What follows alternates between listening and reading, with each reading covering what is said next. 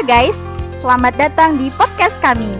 Nah, kali ini kami akan membahas mengenai topik bagaimana sih peran pendidik dalam membentuk karakter dan masa depan peserta didik. Nah, mau tahu nih keseruannya gimana? Saksikan video kami ya. Oke, kalau gitu kita sambut narasumber kita pada hari ini. Oke, kita beri tepuk tangan dulu kepada narasumber kita pada kali ini. Oke, kali ini kita akan membahas mengenai bagaimana sih peran pendidik dalam membentuk karakter dan masa depan peserta didik. Nah, topik ini itu sangat menarik untuk dibahas ya kan?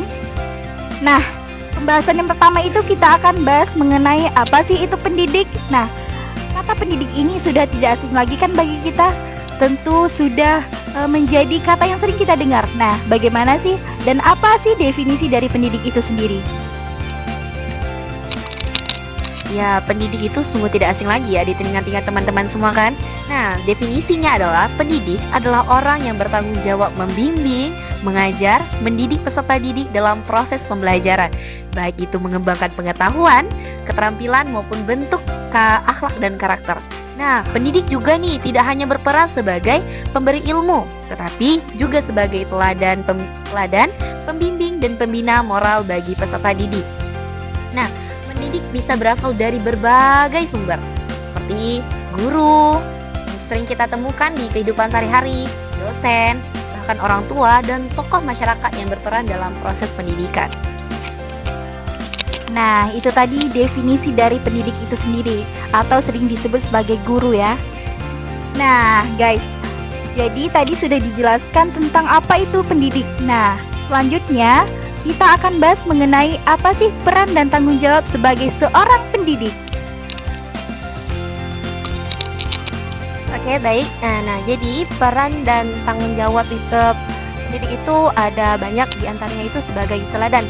Nah, jadi pendidik itu sebagai teladan yang dimana sikap, ucapan, dan perilaku pendidik itu akan ditiru oleh peserta didik baik secara sadar maupun tidak.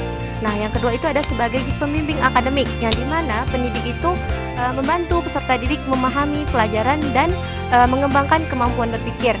Nah, yang ketiga itu sebagai pembina moral dan karakter, yang dimana pendidik itu menanamkan nilai kejujuran, disiplin, tanggung jawab, dan sopan santun.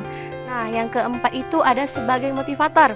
Nah, yang dimana peserta didik itu memberikan semangat agar peserta didik tidak mudah menyerah dan percaya diri pada potensi dirinya. Nah, yang terakhir itu ada sebagai fasilitator.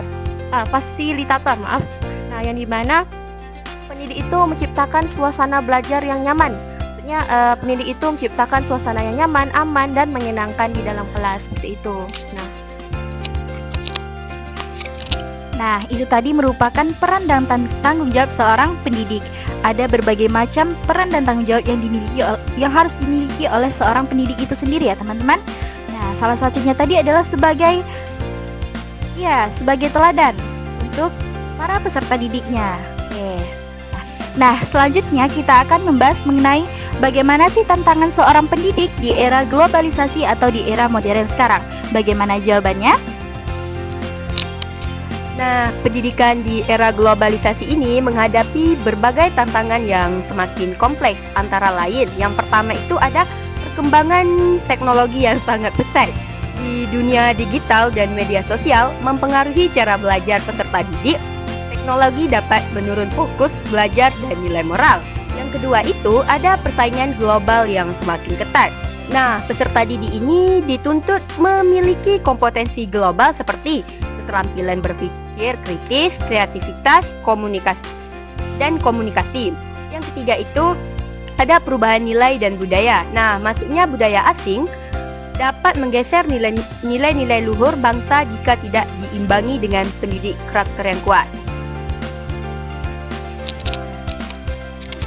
Oke, nah tadi itu merupakan berbagai macam tantangan yang dihadapi oleh seorang pendidik nih kepada peserta didik. Nah guys, kali ini kita akan melanjutkan pembahasan kita ya tentang pendidik. Nah, kayaknya kita perlu tahu nih apa sih nilai dan karakter sebagai seorang pendidik itu.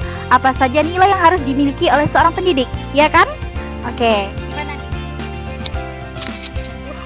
Nah, pendidik harus sabar dan ikhlas karena pendidik itu tidak selalu mudah. Pendidik juga perlu bertanggung jawab dan bersikap adil agar peserta didik merasa dihargai. Yang tidak kalah penting, pendidik harus berakhlak baik dan mau terus belajar supaya bisa mengikuti perkembangan zaman dan memahami peserta didik dengan lebih baik. Nah, guys, jadi nilai yang harus dimiliki oleh seorang pendidik itu salah satunya harus sabar ya kan? Sebagai seorang pendidik itu kita harus sabar, terus kita harus bertanggung jawab dan juga menjadi teladan nih bagi peserta didik yang kita ajarkan. Oke.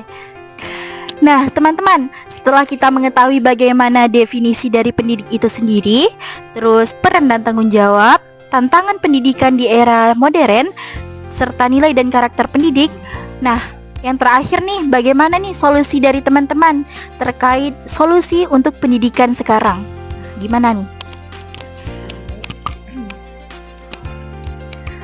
Langsung saja ya, harapan saya terhadap dunia pendidikan di Indonesia ini untuk kedepannya itu adalah yang pertama itu dukungan yang lebih kuat dari sekolah maupun dari pemerintah dalam meningkatkan kualitas serta kesejahteraan pendidik. Itu yang paling penting bagi saya dan itu harapan saya.